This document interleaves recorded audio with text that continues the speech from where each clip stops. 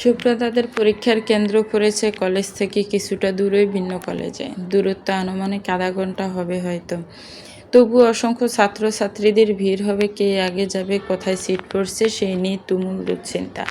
Hospital থেকে ফিরে ওষুধ খাওয়ার পর পায়ের ব্যথাটা কমেছে সোহানার, কিন্তু মেয়েটা সেই যে হাসপাতাল থেকে আসার পর ফুপিয়ে ফুপিয়ে থেমে থেমে কান্না শুরু করেছে।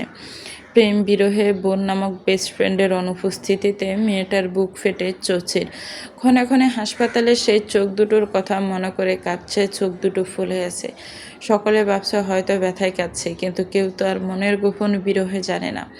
এই বিরহী মন নিয়েই মেয়েটা রাতে একটু একটু পড়েছে, সকালে একটু পড়াগুলো রিভাইজ দিয়ে রেডি হয়ে নিচে নেমেছে। সে জানে আজকের দিনটা তার ভাইয়ের জন্য গুরুত্বপূর্ণ, খুব গুরুত্বপূর্ণ। যদি কোনোভাবে মেয়েটার খোঁজ পায় পরীক্ষার উছিলায়, এই দিনটার জন্যই তো কত জল্পনা কল্পনা করে রেখেছে ভাইয়া। সে তো দেখলো গতকালের উন্মাদনা তার ভাইয়ের। সারা রাতের অস্থির পাইচারি সোহানা যখন নিচে নামলো, দেখলো শান্তা রেডি হয়ে বসে আছে তার জন্য। তার সাথে যাবে তার বাবা, বড় বাবাও অপেক্ষাকৃত তার জন্য। তাদের দেখে সে ঠোঁটের কিনারে হাসি টানলো। তারাই গিয়ে এসে একে একে মাথায় হাত বুলিয়ে দোয়া করলেন ওর জন্য। সুব্রতার কথা একটিবারও কারো মুখে শোনা গেল না। মানুষ বরাবরই স্বার্থপর।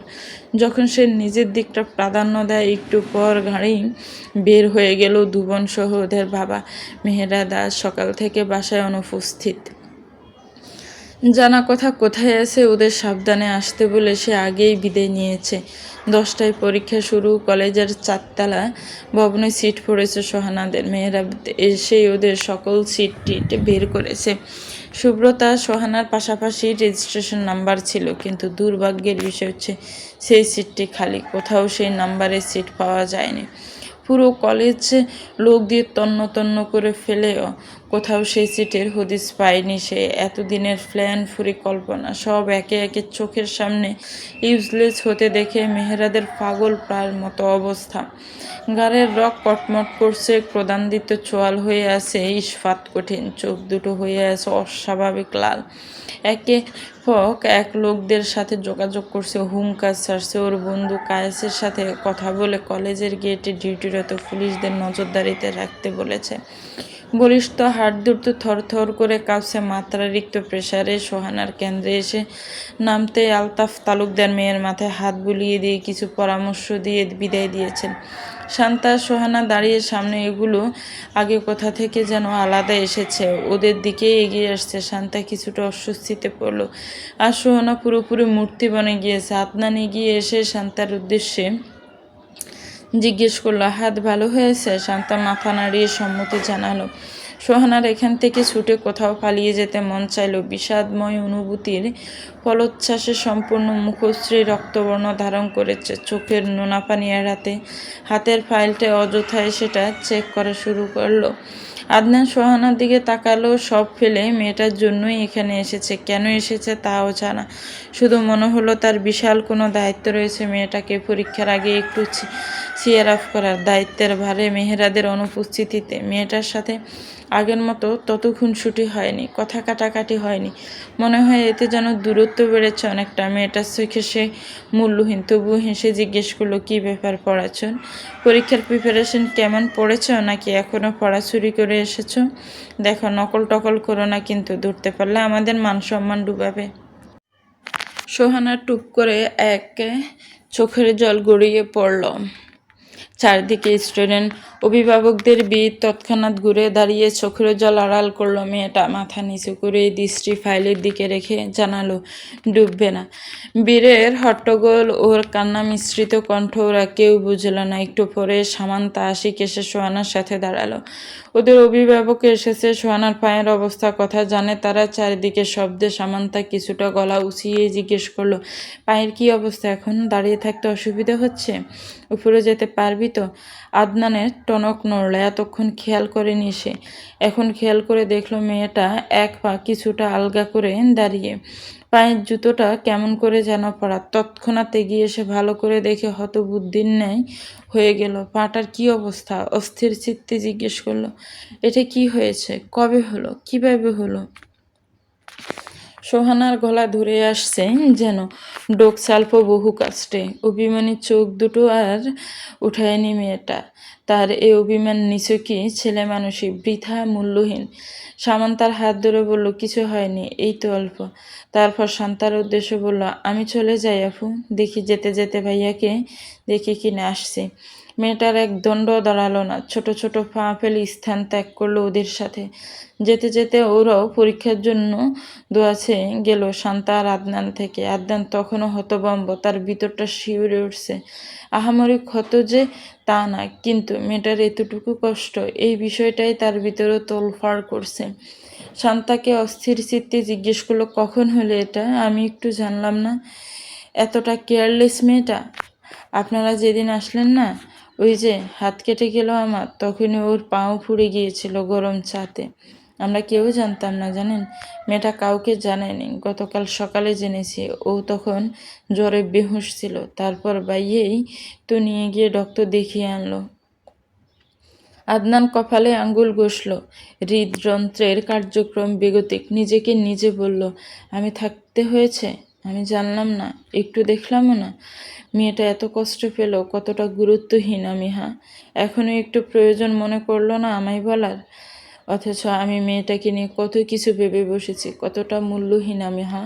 কলেজের ভিতরে ঢুকে মেহেরাদের দেখা পেল সোহানা। মনটা আমানিশার ছেয়ে গেল মেয়েটার। তার ভাইটাকে এমন উদ্ভ্রান্তের মতো দেখা যাচ্ছে। সেই সকাল থেকে এখানে, নিশ্চয় আবারও ব্যর্থ হয়েছে। সে নিজ থেকে হারিয়ে যায়, তাকে কি অতি সহজে পাওয়া যায়? তার ভাইটার পাগল ফাড়ার মতো অবস্থা দেখলে পৃথিবীর সকল রাগ সুব্রতা নামক মেয়েটার উপর জমে সোহানার। মেয়েটাকে মিরাক্কেলের মতো খুঁজে এনে তার ভাইয়ের কাছে এনে দিতে মন চায়। সোহানাকে দেখে দৃষ্টি নরম হলো কিছুটা মেহেরাদের। এগিয়ে গিয়ে ওর সামনে দাঁড়াতে সামান্তা ওরা কুশলাদি করে পরীক্ষার জন্য দোয়া চাইল। মেহেরাদ ওদের সাথে একটু কথা বলে কত নন হল আর কোথায় সিট পড়েছে তা জানিয়ে দিল ওদের। ওরা সামনে এগোলো সোহানাকে রেখে। সোহানার এক হাতে ধরল মেহেরাদ, উদ্দেশ্য হলো নিয়ে যাবে, কিন্তু সোহানা দাঁড়িয়ে রইল। ভাইয়ার রক্ত চোখ দুটোর দিকে ছলছল দৃষ্টিতে তাকিয়ে থেকে বলল, খুঁজে পাওনি তাই না ভাইয়া? আর কত খুঁজবে ভাইয়া, নিজেকে একটু রেহাই দাও না। তুমি তুমি কেঁদে ফেললো মেয়েটা। মেয়েরার চোখ দুটো বন্ধ করে নিল। অস্বাভাবিক রকম হ্যাং করছে মাথা, মনে হচ্ছে ব্ল্যাঙ্ক আউট হয়ে যাবে। তবুও সোহানাকে বলল, শেষ শক্তি অবধি খুঁজে যাব ওকে, শেষ নিঃশ্বাস অবধি ওকে খুঁজেই চেয়ে যাব। সোহানা খাদ থেকে, কিন্তু আমার ভালোবাসায় কোনো খাদ রাখিনি আমি। ওপরওয়ালা একদিন ঠিক এহসান করবেন। একটু থেমে সোহানার উদ্দেশ্যে বলল, তুই এসব নিয়ে ভাবিস না, ভালোভাবে পরীক্ষা দিস। ওকে রেখে আসলো রুমে। এদিকে সুব্রতার বাবা কারসাজি করেছে, নিজের কিছুটা পুরনো ক্ষমতা কাজে লাগিয়েছে। যে চাকরি তার জীবনের সব কেড়ে নিয়েছে, সন্তান কেড়ে নিয়েছে, তার দ্বারস্থ জীবনে দ্বিতীয়বার না হওয়ার প্রতিজ্ঞাবদ্ধ হয়েও তার দ্বারস্থ হয়েছে মেয়ের জন্য। ক্ষমতা খাটিয়ে মেয়েকে সম্পূর্ণ ভিন্ন জায়গায় পরীক্ষার ব্যবস্থা করে দিয়েছেন। সুব্রতার পায়ের সমস্যাটার কারণে সব কিছু আরও ইজি হয়েছে। পরিচিত কেউ তাকে চিনতে না পারার জন্য ড্রেসের সাথে মাস্ক সহ স্কেচ দিয়েছে পায়ের জন্য। চশমায় এঁটেছে বাসা বাসা চোখ দুটো। এমনিতেও মাথা ব্যথার জন্য ডক্টর চশমা সাজেস্ট করেছে সেই কবে। সবসময় যাদের থেকে নিজেকে দূরে সরিয়ে নিয়েছে তাদের থেকে যেন মূল্যই সে আড়ালে থাকতে চায়। কি দরকার নতুন করে কষ্ট কুড়ানোর? পুরনো স্মৃতি নিয়ে সে না হয়ে বেঁচে যাবে। পরীক্ষা শেষ হয়ে সকল ছাত্রছাত্রী বাড়িতে চলে গিয়েছে। কলেজ ফাঁকা, সকল হল ফাঁকা, কোথাও কেউ নেই, কিন্তু মেহেরাত আছে, রয়ে গিয়েছে সে। গাড়ির মধ্যে মাথা এলিয়ে এখনও সেই কলেজের সামনে ক্রমান্বয়ে মাথাটা ছুঁড়ে ফেলছে পিছনের সিটের গায়ে। চোখ দুটো নির্জীব দৃষ্টিতে একই উপরের দিকে। ভিতরের সমস্ত অনুভূতি যেন বোতা হয়ে আছে। কারো বিরহে দগদগে আগুন জ্বলি তৃষ্ণার্ত বুকটায়। ভিতরের সমস্ত কিছু ফাঁকা ফাঁকা লাগছে। শূন্য অনুভূতিরও যে এতটা ওজন মেহেরাতকে না দেখলে বোধহয় বোঝাই যেত না। ভিতরের ভারী যন্ত্রণাকে সে প্রকাশে অপারগ, বর্তমানে কেমন পাথরের মূর্তির ন্যায় হয়ে আছে, কিন্তু ভিতরটা জ্বলন্ত স্ফুলিঙ্গের ন্যায় জ্বলে জ্বলে উঠছে। এই অনুভূতিগুলো মেহেরাত ধামাচাপা দিতে চায়, যে কোনো মূল্য উগরে দিতে চায় ভেতর থেকে। এগুলো তাকে পুড়িয়ে রাগ করে দিচ্ছে। গাড়ি স্টার্ট দিল মেহেরাত। উদ্ভ্রান্তের মতো ন্যায় গাড়ি চালিয়ে নিবিড় এক জায়গায় এসে থামলো গাড়ি। সুব্রতাকে নিয়ে এসেছিল একবার গাড়ি করে এই জায়গায়, তাও মেয়েটার উপর রেগে। মেয়েটা এত পোড়ায়, এত রাগায় তাকে। আহ, এবার আবার সেই স্মৃতি, সেই অনুভূতি। মস্তিষ্কের স্নায়ুতন্ত্রগুলো একযোগে আন্দোলন করছে, যেন তাকে উচ্ছন্ন যেতে। টকবক করছে রক্তকণিকারা। মাথা চেপে দৌড়ল মেহরাত। কোনো উচ্চ শব্দ করল না। সম্পূর্ণ গাড়ি থেকে বের হয়ে গাড়ির লুকিং গ্লাসটায় এক মুষ্টিঘাতে ভেঙে গুঁড়িয়ে দিল। সাথে সাথে ডিপ ডিপ করে উঠল গাড়িটি। গলগলিয়ে রক্ত পড়ছে হাত থেকে। অনুভূতিগুলো তখন পাথর হয়ে বুকে চেপে আছে। হাতের ব্যথা কোনো প্রভাবই ফেলল না বেহায়া হৃদয়টার উপর। এখনো সেই বেইমান নারীর নামই জপে যাচ্ছে। ক্ষত বিক্ষত হাত দ্বারা আরেকটা মুষ্টিঘাত ছুড়ল ঘাড়ির জানালায়। এবারও ঝড়ো অনুভূতির কোনো ফালাবদল হলো না। সুব্রতা নামক রমণীর বিরহের শোকে এখন তারা কাতর। ক্ষত বিক্ষত হাতের যন্ত্রণা সেখানে এখনো নাড়াতে পারেনি। দুহাতের চুলগুলো অতি স্বাভাবিকভাবে পিছনের দিকে ঠেলে দিল মেহেরাত। এ স্বাভাবিকতায় ভয়, উন্মাদ বনে যাওয়ার ভয়, নির্লিপ্ত অভিব্যক্তিতে আবারও গাড়ির দরজা খুলে সিগারেটের বক্সটা নিল, লাইটার সহ। সিগারেট নাকি সকল বিষাক্ত অনুভূতি চুষে নেয়। মেহেরাত বায়ু বুঝি এখন এই পন্থায় অবলম্বন করে? তা হলো না। মেহেরাত বাই তো সে প্রেমিক নয়। সকল গতিধারার বাইরে তার ভালোবাসা। তাই তার কষ্টের মাত্র আমাদের কল্পনার বাইরে। এই যে মেহেরাত একে একে সকল সিগারেটগুলো বক্স থেকে বের করে একসাথে লাইটার দ্বারা জ্বালিয়ে দিল। জ্বলন্ত সিগারেটগুলো ক্ষত বিক্ষত হাতের মুঠোয় চেপে ধরল। এটা কি কখনো কল্পনীয়? কখনোই না। হাত থেকে টপটপিয়ে রক্ত চড়ছে, আবার সেই হাতই পুড়ে মাংসপেশি উন্মুক্ত হচ্ছে। অথচ মানব কত নির্লিপ্ত ভঙ্গিতে বসে আছে। চেহারার অভিব্যক্তি তখনও শূন্যের কোঠায়। কোথা থেকে যেন মেহেরাদের অ্যাসিস্ট্যান্ট রাসেল সাহেব ছুটে আসলেন। চিৎকার করে হাত জাকালেন। কুণ্ডুলি ফাঁকিয়ে মুষ্টি থেকে বের হওয়া ধোঁয়াগুলো থেকে উটকো গন্ধ চারিপাশ ভারী হয়ে আসছে। নাক মুখ উগ্রভূমি বের হওয়ার কথা মানবের তাজা মাংসপেশি পুড়ে ছাই হওয়ার গন্ধে। অ্যাসিস্ট্যান্ট সাহেব আহাজারি করেও টলাতে পারেনি ওকে। মেহেরাদের অনুভূতিহীন শীতল ছাউনির শিকার হয়েছে উল্টো। রাসেল সাহেব হায় হায় করে কেঁদে উঠলেন। বড় স্যার হুন্য হয়ে পাঠিয়েছে তাকে ছেলের খোঁজে, আর তার ছেলে নিজেকে শেষ করে দিচ্ছে ভেবে এও তার সামনে। তাকে ফাঁসির দড়িতে ঝুলিয়ে দিবে নির্ঘাত এই মুহূর্তে আটকাতে না পারলে। সে অপারগ হয়ে আদনানকে কল করলে। ঝড়ের বেগে আদনান হাজির হয়েছে সেখানে মিনিট 10-এর মধ্যে। বাইক নিয়ে। ততক্ষণে সিগারেট পড়ে যায়। সেই সাথে মানবের হাতও। আদনান হাতের করুণীর দুর্দশা দেখে চিৎকার করে ক্ষোভে ফেটে পড়ল। পাগল হয়ে গিয়েছিস? কি করছিস সেটা?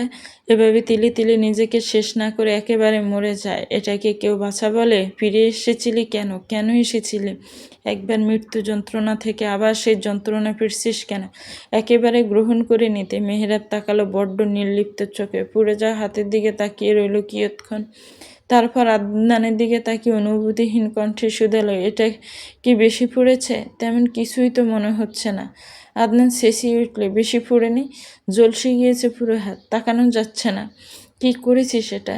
কি জানি, এর থেকেও বেশি পোড়ে এই যে এইখানটা। হাত দ্বারা বুকের বাঁ পাশটা দেখালো। আবারও বলল, কি বিশ্রী যন্ত্রণা এখানটায় জানিস? এর কাছে এই হাত নিতান্তই তুচ্ছ আদনান।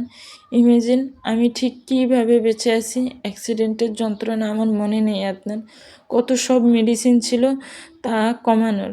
জ্ঞানহীন ছিলাম তো, কিন্তু এই যন্ত্রণা কোনো মেডিসিন নেই রে। হুঁশ আছে, জ্ঞান আছে, যন্ত্রণা আছে, কিন্তু কোনো পথ নেই। এই যন্ত্রণা থেকে মুক্তি দেওয়ার মানুষটা নেই। আমি বোধ হয় ওর জন্য মরতে মরতে বেঁচে এসেছিলাম আদনান।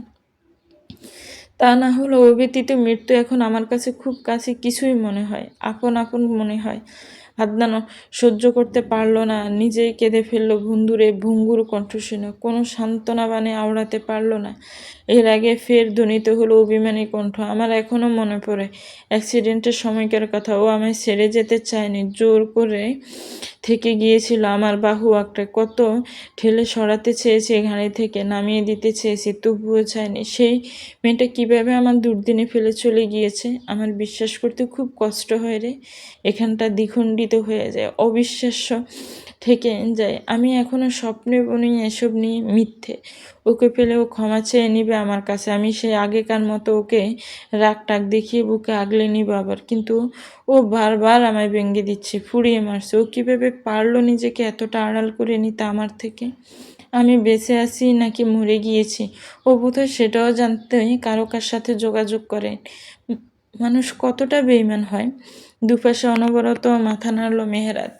সে যেন কোনো ভ্রম থেকে মুক্তি পেতে চাইছে। আচমকা এক হাতে ব্রু চুলকে আরেকটা সিগারেট প্যাকেট থেকে বের করে নিল। লাইটারটা একটু দূরে রাসেল সাহেবের দিকে তাকাতেই তিনি অশ্রুসিক্ত চোখেই দ্রুত কর্মঠ পায়ে গিয়ে সে লাইটার এগিয়ে দিল। মেহেরার সুস্থ হাতটা দিয়ে ঠোঁটের বাজে সিগারেট গুঁজে লাইটার জ্বালিয়ে নিল। সিগারেট ধরিয়ে নাকে মুখে ধোঁয়া ছাড়ল। এতক্ষণে নরম সত্তা যেন কুণ্ডলি ফাঁকানো ধোঁয়ার সাথেই ভিতর থেকে টেনে হিঁচড়ে বের করে দিয়েছে। অতি শান্ত শীতল গলায় ধ্বনিত হলো তার এক একটা ভয়ঙ্কর হুঁশিয়ার বাণী।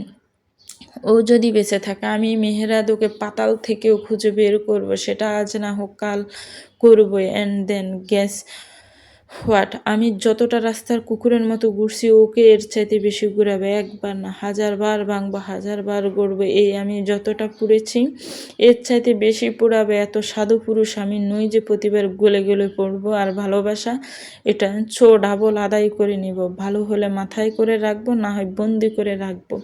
যে হাত পুড়ে ফুসে বড় করেছি, ওই হাতে কবরও খুঁড়তে পারবো। চলবে। তো ভিউয়ার্স, গল্পটার এ পর্ব কেমন লেগেছে একটি কমেন্টস করে জানাবেন। ভালো লাগলে একটি লাইক করবেন, গল্পটাকে শেয়ার করবেন, আমার চ্যানেলের সাথেই থাকবেন। আল্লাহ হাফেজ। আসসালামু আলাইকুম ওয়া রাহমাতুল্লাহ।